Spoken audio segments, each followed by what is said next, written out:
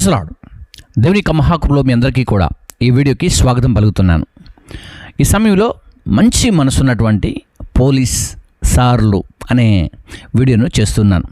ఈ వీడియోను చేయడానికి గల కారణం ఏంటంటే ఏపీలో ఉన్నటువంటి పోలీస్ అలాగే ట్రాఫిక్ వారు చేస్తున్నటువంటి పనులు చాలా అద్భుతంగా ఉన్నాయి. సో ఒకసారి నేను లైవ్ కాబట్టి ఒకసారి నేను వాయిస్ చెక్ చేసుకొని మరలా మీతో మాట్లాడు. As right. ఇప్పుడు మనం మాట్లాడుకోవడానికి మనము ప్రయత్నం చేద్దాం. నేను చూసినటువంటి పోలీస్ ట్రాఫిక్, సో దాంట్లో కుమార్ గారు ఒక అద్భుతమైనటువంటి వ్యక్తి.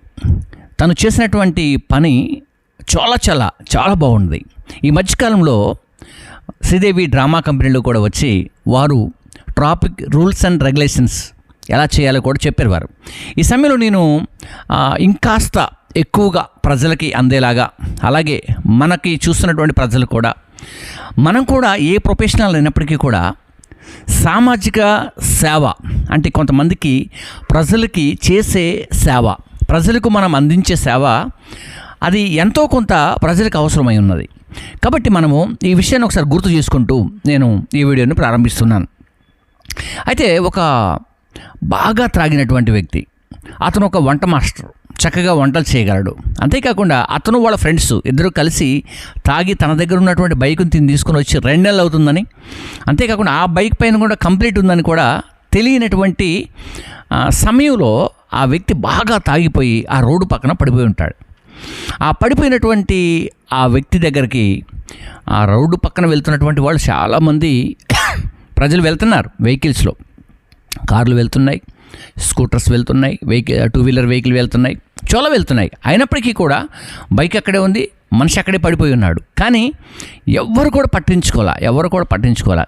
ఆ దారి గుండా వస్తున్నటువంటి ఈ ట్రాఫిక్ కుమార్ గారు తన దగ్గర వెహికల్ ఆపి తనకు వాటర్ ఇచ్చి, తనలో లేపి, తన అడ్రస్ అవన్నీ కూడా తెలుసుకొని తను ఒక ఆటోలో తీసుకొని తను తీసుకువెళ్ళాడు. నేను మీ అందరి కోసం ఆ వీడియో ఇక్కడ చూపించాలని ఇష్టపడతాను. చూద్దాం ఒకసారి.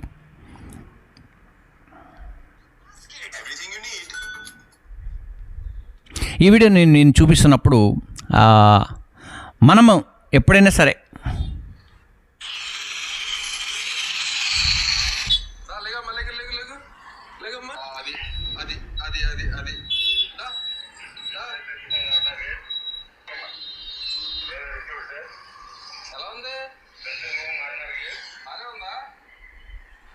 బాగానే ఉన్నావా? మద్యపానం అయినా తాగావమ్మా? పైకి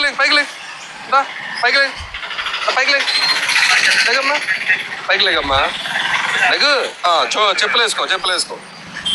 అదిగో అక్కడ ఒకటి ఉంది. ఇదిగో దా. ఈ బండి ఎక్కడని తీసుకొచ్చావమ్మా? ఈ బండి ఎక్కడది? ఈ బండి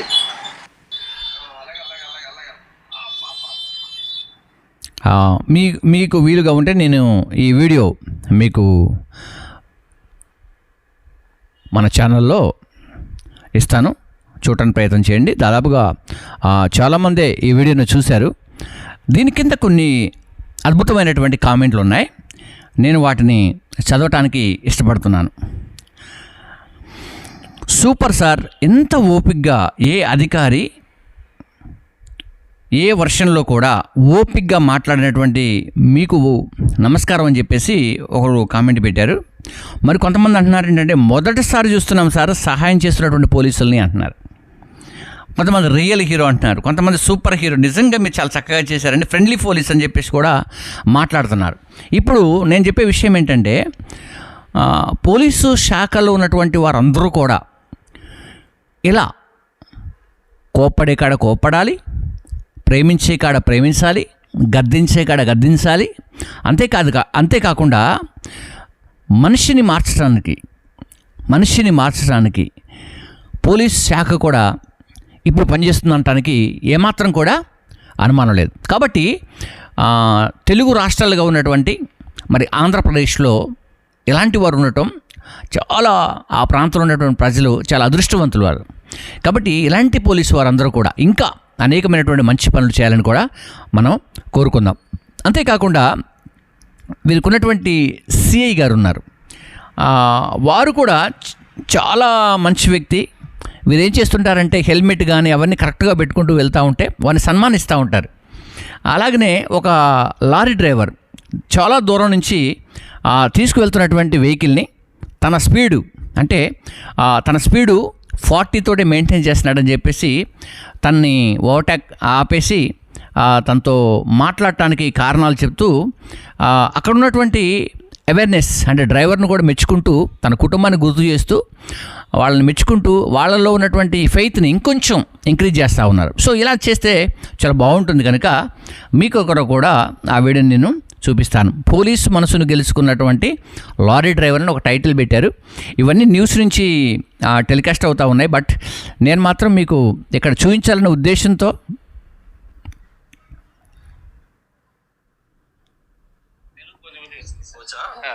శభాష్.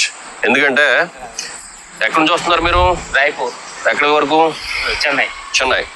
చాలా మంది ఈ బారు తీసుకెళ్లి దీని మీద పెడతారు, నెంబర్ కనపడకుండా. అవునా? లేదంటే గ్రిల్ పెడతారు. కానీ చక్కగా నెంబర్ కనబడేటట్టు ఉంది బండి. రేడియం స్టిక్కర్ కూడా పర్ఫెక్ట్ గా ఉంది. పార్కింగ్ లైట్స్ కానీ సిగ్నల్ లైట్స్ కానీ అన్ని పర్ఫెక్ట్ గా ఉన్నాయి. స్పీడ్ మేము చాలా దూరం నుంచి మిమ్మల్ని వాచ్ చేసుకుంటూ వస్తున్నాం. 40 దాటలేదు మీరు. నిజంగా శభాష్. ముందుకు వచ్చి బ్రేక్ కొట్టేసారు. ఏమైంది? ముందుకు వచ్చి బ్రేక్ కొట్టేసారు. ఇండికేటర్ లైట్ పెట్టారా సార్? ఏమైంది? ఏమీ మాకు చేయలేదే, ఏమి కరెక్ట్ గా వచ్చారే, ఎందుకు ఆపేశారు? మాకు ఇదైపోయింది, భయం అయిపోయింది. ఏమి ఎక్కడే తెలియదు. మా సైడ్ చూసి వచ్చేమో ఏమైంది తెలియదు.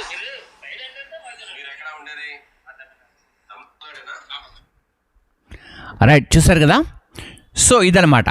కాబట్టి ఏపీలో చక్కని పోలీస్ శాఖ, ట్రాఫిక్ పోలీస్ డిపార్ట్మెంట్ చాలా చక్కగా పనిచేస్తూ ఉన్నాయి. ప్రజలకి మంచి అవేర్నెస్ తీసుకొస్తున్నారు. కాబట్టి మంచి మనసున్నటువంటి పోలీసార్లు అని ఈ వీడియో చేస్తున్నాను. ఒకవేళ ఈ వీడియో కుమార్ గారు చూసినా, సిఐ గారు చూసినా, ఏపీలో ఉన్నటువంటి పోలీసు వారు ఎవరు చూసినప్పటికీ కూడా మీ అందరికీ కూడా ప్రైజ్ ద లార్డ్. అంతేకాకుండా మీరందరూ కూడా ప్రజల్ని ఒక నూతనమైనటువంటి ఉత్తేజంలోనికి, ప్రజల్ని మంచి అవేర్నెస్లోనికి, హెల్మెట్ కానివ్వండి, బైక్ గురించి కానివ్వండి, కారు గురించి కానివ్వండి, లారీ గురించి కానివ్వండి, ట్రాఫిక్ గురించి కానీ, traffic terms and conditions, rules and regulations కూడా ప్రజలకి అవేర్నెస్ తీసుకొస్తున్నారు అక్కడక్కడ నేను చూస్తున్నాను. కానీ నేను ఈ వీడియోలు చూసిన తర్వాత నాకు చాలా ఇంట్రెస్ట్ ఏంటంటే పోలీసు వారందరూ కూడా ఇంత ఫ్రెండ్లీగా. ఒకప్పుడు మనం పోలీసు వాళ్ళు వస్తున్నారు అంటే పరిగెత్తేది చాలామంది. ఓకే, ఒకప్పుడు అలా ఉండేది. అంతేకాకుండా ఈ మధ్యకాలంలో కూడా పోలీసు వారు వస్తున్నారు, పలానా వాళ్ళు అడ్రస్ అడుగుతున్నారంటే కూడా వీళ్ళకి ఏదో చెబితే భయం అవుతుందని కూడా చెప్పేసి కూడా చాలామంది పరిగెత్తే వాళ్ళు ఉన్నారు. కానీ ఇప్పుడు అలా లేరు.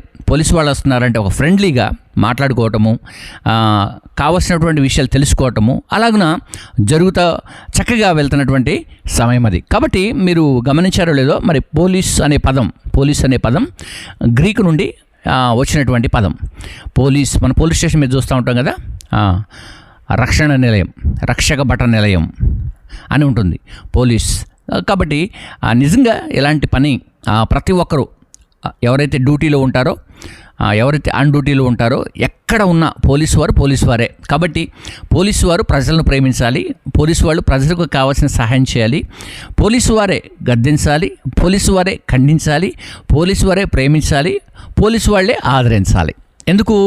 ప్రజలందరూ కూడా ఎక్కువగా మీ అండర్లోనే ఉంటారు కాబట్టి పోలీస్ అంటే ట్రాఫిక్ పోలీసు కావచ్చు, లేకుంటే మామూలుగా పోలీసు వాళ్ళు కావచ్చు, స్టేషన్ పోలీసు వాళ్ళు కావచ్చు, లేకపోతే మనం చూస్తాం చాలా ఉన్నాయి కదా, మనకు మిలిటరీ ఉంది, పారామిలిటరీ ఉంది, అలాగే ఇన్వెస్టిగేషన్స్ ఉంటాయి, చాలామంది ఉంటారు. కాబట్టి వీళ్ళందరూ కూడా ప్రజలకు మేలుకరమైనటువంటి పనులు చేసేవారుగా ఉండాలని నేను కోరుకుంటున్నాను. కాబట్టి ఈ సమయంలో చాలామంది ఏంటంటే ఎక్కడికి వచ్చినప్పటికీ కూడా, ఎడిపోయినప్పటికీ కూడా ఈ విషయాన్ని చాలా తీసుకొస్తుంటారు. అయితే నేను సావుకుండి కాబట్టి బైబిల్లో ఉన్న ఒక సందర్భాన్ని కూడా చెప్పి నేను ఈ మాటలు ముగిస్తాను. ఇప్పటివరకు నేను పోలీసు వారి ఇద్దరు గురించి చెప్పాను, వారు చాలా చక్కగా చేస్తున్నారని కూడా చెప్పాను. అయితే బైబిల్లో కూడా రోమా సైనికుల్ని బంట్రోత్ అంటారు. బంట్రోత్ అనే పదం కూడా లేక సైనికుడు, కాపరి, లేకుంటే ఇంకొక పదం ఇలాగ తీసుకొచ్చి తీసుకుంటే మనకు కూడా ఇప్పుడు పోలీస్ శాఖలో ఉన్న పోలీసు వాళ్ళకి గురించినటువంటి పదం కూడా తీసుకోవచ్చు. ఆ కాలంలో ఆయన్ని పట్టుకోవటానికి అంటే తీసుకువెళ్ళటానికి పట్టుకురమ్మంటే వచ్చాడనమాట ఆయన. చూద్దాం ఒకసారి యోహాను సువార్త 7వ అధ్యాయంలో 44లో, వారిలో కొందరు ఆయనను పట్టుకొనదలిసిరి కానీ ఎవడనూ ఆయనను పట్టుకొనలేకపోయిరి. అయితే 45లో, ఆ బంట్రోతు ప్రధాన యాజకుల యొద్ద నుండి పరిసయ్యుల యొద్దకును వచ్చినప్పుడు వారు ఎందుకు మీరు ఆయన తీసుకురాలేదని అడిగారట. ఆ బంట్రోతు, ఆ మనుష్యుడు మాట్లాడినట్లు ఎవరు మాట్లాడలేదన్న. అంటే యేసుక్రీస్తు వారిని అసలు అరెస్ట్ చేయడానికి తీసుకువెళ్ళడానికి వచ్చారు అక్కడ ఆ బంట్రోతు. సో ఇప్పుడు మనం అనుకుంటున్నటువంటి పోలీసు వారు కూడా కావచ్చు. కాబట్టి ఆ కాలంలో అలాగన యేసుక్రీస్తు వారిని ఏం చేశారంటే తీసుకురమ్మని, అంటే పట్టుకురమ్మని ఇక్కడ ఉన్నటువంటి ప్రధాన యాజకులు పంపించారు. ప్రధాన యాజకులు పంపిస్తే ఆ బంట్రోతు ఏం చేశాడట, ఆయన మాట్లాడుతున్నటువంటి మాటలు, యేసుక్రీస్తు వారు మాట్లాడుతున్నటువంటి మాటలని చూసి అసలు ఆయన దగ్గరకు కూడా వెళ్ళలేదు, ఆయన ముట్టుకోలేదు, ఆయన పట్టుకోలేదు. అర్థమవుతుందా? నిజంగా కొంతమంది మాట్లాడుతూ ఉంటే చాలా అద్భుతంగా ఉంటుంది కదా, చాలా ఆకర్షణీయంగా కూడా ఉంటుంది. నిజంగా మొదటిసార్లు మనం పడిపోయినప్పుడు మరి కుమార్ గారు మాట్లాడుతూ ఉంటే నిజంగా ఆయనకి ఎంత ఓపిక, ఎంత ప్రేమ, ఎంత సహనం అండి. ఇప్పుడు దాదాపుగా తాగి పడిపోయినటువంటి వాళ్ళని ఆ పక్కన ఉన్నటువంటి వాళ్ళు కూడా ఎవరు పట్టించుకోకపోగా ఎవరు అసలు ఆ బైక్ను కూడా ఎవరు ముట్టుకోరు కూడా. దాదాపుగా కొంతమంది తాగి కింద పడిపోతూ ఉంటారండి. మనం కూడా చూస్తూ ఉంటాం అప్పుడప్పుడు, వాళ్ళు ముట్టుకోవడం, వాళ్ళు తాగి ఉన్నారు కదని చెప్పి మనం కూడా విడిచిపెట్టిపోదాం. కానీ వీళ్ళు అలా కాకుండా వర్క్ చేశారు. అంతేకాకుండా సిఐ గారు కూడా పోలీసు పెద్ద లారీ కదా, అది పెద్ద లారీ, ఆ లారీని ఆపి తను అప్రిషియేట్ చేయడం అనేది చాలా వండర్ఫుల్. ఇప్పుడు మంచిగా పోతున్నాడు, పోయేటువంటి పంపించచ్చు కదా, ఎందుకు ఆపాలి అంటే ఇంకెప్పుడు కూడా అలాగే వెళ్ళాలన్న ఉద్దేశంతో వాళ్ళు చక్కని పనిచేశారు. సరే, come to the point. So Bible గురించి ఒక మాట చెప్పాలి కాబట్టి నేను ఈ మాట చెబుతున్నాను. ఏం మాట చెబుతున్నానంటే, బంట్రోతు వచ్చాడంటే యేసుక్రీస్తు వారి దగ్గరికి వచ్చి, అంటే ఆ ప్రధాన యాజకులు యేసుక్రీస్తు వారిని పట్టుకురమ్మన్నారు. కానీ ఆ బంట్రోతు వచ్చాడు. యేసుక్రీస్తు వారు అక్కడ మాట్లాడుతున్నారు, ప్రజలతో మాట్లాడుతున్నప్పుడు ఈయన వచ్చిన పని కూడా మర్చిపోయాడు. ఓకేనా? తిరిగి సింగిల్గానే వెళ్ళాడు. ఎలా వచ్చాడు అలాగే వెళ్ళాడు. అలాగే వెళ్తే, ఏమైందా నిన్ను యేసుక్రీస్తు వారిని పట్టుకొని రమ్మని చెప్పాం కదా, నువ్వేంటి మళ్ళీ ఎట్లా పోయి నువ్వు అలా వచ్చావని చెప్పేసి అడిగితే అతను సమాధానం చెబుతున్నాడు. ఇక్కడ 46 ఆ బంట్రోతు చూస్తున్నాడు చూడండి, ఆ మనుష్యుడు మాట్లాడినట్లు ఎవ్వడు ఎన్నడూ మాట్లాడలేదనేది, అందుకు పరిసయ్యులు మీరు కూడా మోసపోతిరా అన్నారట. అంటే ఆ మాటల్లో మీరు కూడా పడిపోయారా అన్నారట. అంటే దీని అర్థం ఏంటి? యేసుక్రీస్తు వారు అక్కడ ఏం మాట్లాడుతున్నారు? చాలా మంచి మాటలు మాట్లాడుతున్నారా? అందరికీ అర్థమయ్యే రీతిలో మాట్లాడుతున్నారా? ఆయన చక్కగా వాక్యాన్ని, బైబిల్ని, సత్యాన్ని అక్కడ ఉన్నటువంటి ప్రజలకి ఆయన వివరిస్తూ అద్భుతమైనటువంటి విషయాన్ని వారు తెలియజేస్తున్నారు. కాబట్టి అక్కడ ఉన్నటువంటి వారందరూ విషయాన్ని గురించి కూడా మాట్లాడుతూ ఉన్నారు. కాబట్టి ఫ్రెండ్స్, ఈ వీడియోని వీక్షించిన మరి మీ అందరికీ కూడా ప్రభువును రక్షకుడైన యేసుక్రీస్తు శ్రేష్టమైన నామములో శుభాలు తెలియజేస్తాను. మరి ప్రాముఖ్యంగా పోలీసు శాఖ మన ఇండియాలో, మన భారతదేశంలో ఉన్నటువంటి ప్రతి ఒక్కరికి నిజంగా నేను సాల్యూట్ చేస్తున్నాను. అంతేకాకుండా పోలీస్ శాఖలో ఉన్న వారందరూ కూడా చక్కగా ప్రజల యొక్క కష్ట, సుఖ, సమస్య, నష్టం ఇలాంటివి జరిగినప్పుడు వెంటనే స్పందించి ప్రజలకు మేలుకరమైనటువంటి ప్రభుత్వంగా, రాష్ట్ర ప్రభుత్వంగా ప్రతి ఒక్క వ్యక్తిగా ఉంటే, ప్రతి ఒక్క వ్యక్తి ఒక సైనికుడిగా ఉంటే మన దేశం యొక్క స్థితి గతి అన్నీ మారిపోతాయి. కాబట్టి లంచాలు తీసుకోవటం, లంచాలకి అలవాటు కావటం అనేది కూడా చాలామంది మాట్లాడుతున్నారు. అలా మాట్లాడుతున్నటువంటి వారు కూడా లేకపోలేదు.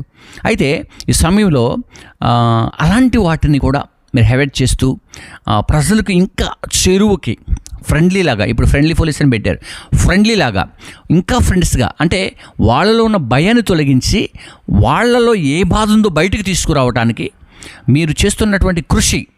అలాగే ఒక బైక్ పైన నలుగురు వెళ్తూ ఉంటారు తాగి, రాత్రికాల వేళ నేను చూసినటువంటి వీడియోలో నలుగురు ఒకే బైక్ పైన తాగి వెళ్తూ ఉంటారు. ఈ కుమార్ గారు వెళ్ళి పట్టుకుంటారు, సిఐ గారు కూడా ఉంటారు అక్కడ. ఆ సందర్భంలో అసలు ఇలా టచ్ చేస్తే పడిపోయేటట్టుగా ఉంటారు. ఒక వ్యక్తి అంటాడు, నేను తాగలేదు సార్ అని అంటారు, అయినా ఆయన తాగే ఉంటాడు. అయితే ఎందుకు నేను ఈ విషయం చెబుతున్నానంటే, దయచేసి బైకుల పైన తాగి ప్రయాణాలు చేయకండి, తాగి వెహికల్ పైన ప్రయాణము చేయొద్దు దయచేసి. అంతేకాకుండా మీ ఫ్రెండ్స్ ఎవరున్నా, మీరెవరున్నప్పటికీ కూడా 2 వీలర్ అంటే ఇద్దరని అర్థం. ఓకే, 4 వీలర్ అంటే నలుగురు అని అర్థం. 2 కాకపోతే అక్కడ కుమార్ గారు చెప్పారు ఇంకొకళ్ళు ఎక్కితే కూడా పర్లేదు, కానీ నలుగురు ఎలా ఎక్కారని కూడా ప్రశ్నించారు వాళ్ళు. అలాగే లైటింగ్ పవర్స్ కూడా చాలామంది ఎక్కువ లైటింగ్ని యూజ్ చేస్తున్నారు. కాబట్టి మీరు లైటింగ్ పెట్టుకోవడం వల్ల మీకు కనపడుద్దాం, కానీ ఎదుటి వాళ్ళకి మిస్ అయ్యే అవకాశం ఉంటుంది. ఓకేనా. ఆ తర్వాత మరి 18 ఇయర్స్ లోపున్నటువంటి పిల్లలకి దయచేసి తల్లిదండ్రులు అయినటువంటి మీరు వారికి దయచేసి బైకు ఇవ్వద్దు. ఎందుకంటే వాళ్ళు బైకు నడిపే అర్హత వారికి లేదు. ఎప్పుడు లేదు, వారికి ఎప్పుడు వస్తుంది? ఓటర్ ఐడి వచ్చినప్పుడు లేదా డ్రైవింగ్ లైసెన్స్ వరకు వచ్చినప్పుడు అప్పుడే వారు ఆ బైక్ నడిపే అర్హతను పొందుకుంటారు. అది కూడా వాళ్ళకి చెక్ చేసే ఆ డిపార్ట్మెంట్ ఇస్తుంది. కాబట్టి యవన పిల్లలారా గమనించండి, 16-17 సంవత్సరాలు ఉంటే ఇప్పుడు 12 సంవత్సరాల ఉన్న వాళ్ళు కూడా నడుపుతూ ఉన్నారు. మా ప్రాంతంలో అయితే పిల్లలు వేసుకొని వెళ్తూ ఉంటే అప్పుడప్పుడు నేను అంటాను, ఏంట్రా బాబు మీరు చిన్న పిల్లలు పడిపోతే మీకు ఇబ్బంది అవుతుందని అంటే, ఏం కాదు అంకుల్, ట్రయల్ చేస్తా ఉన్నాం, డ్రైవింగ్ నేర్చుకుంటా ఉన్నాం అని చెప్పేసి అంటూ ఉంటారు. సో తల్లిదండ్రులుగా పిల్లలు నడుపుతూ ఉంటే ముద్దుగానే ఉంటుంది, కానీ రేపు సమస్య వచ్చినప్పుడు చాలా కష్టంగా ఉంటుంది. బట్ ఇది ఒక విషయాన్ని కూడా మీరు గమనించండి, వయసు లేనటువంటి వారికి బైకులు ఇవ్వకండి.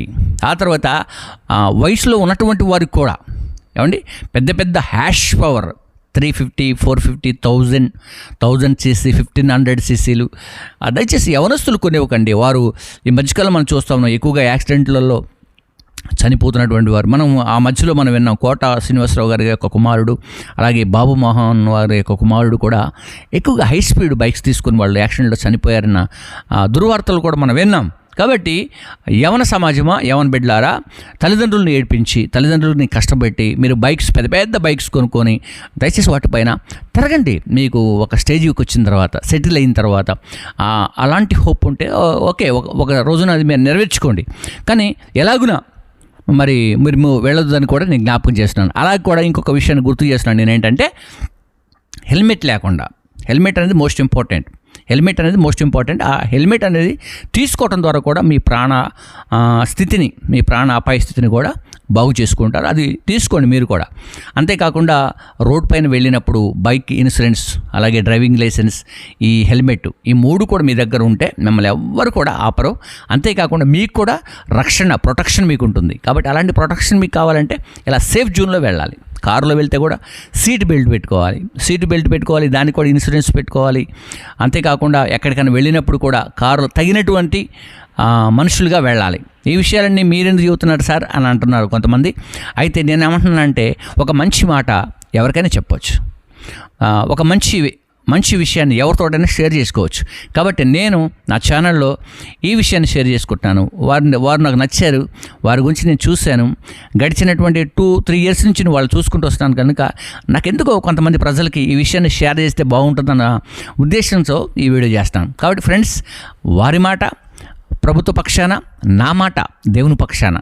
సో కొంతమంది పిల్లలైనా అవేర్నెస్ తీసుకురావాలన్నదే నా యొక్క ముఖ్య ఉద్దేశం. కాబట్టి మీరు బైక్స్ కొనివ్వండి, వారి వయసు చక్కగా వచ్చినప్పుడు వారికి బైక్స్ కొనివ్వండి.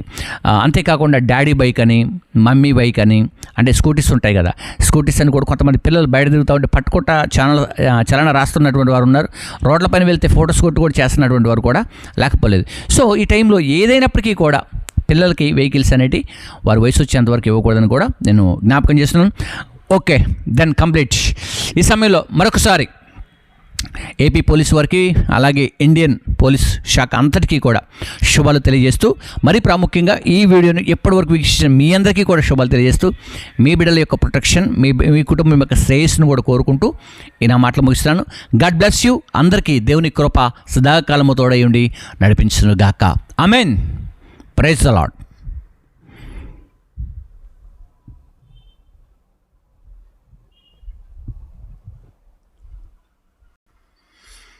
నా దేవుని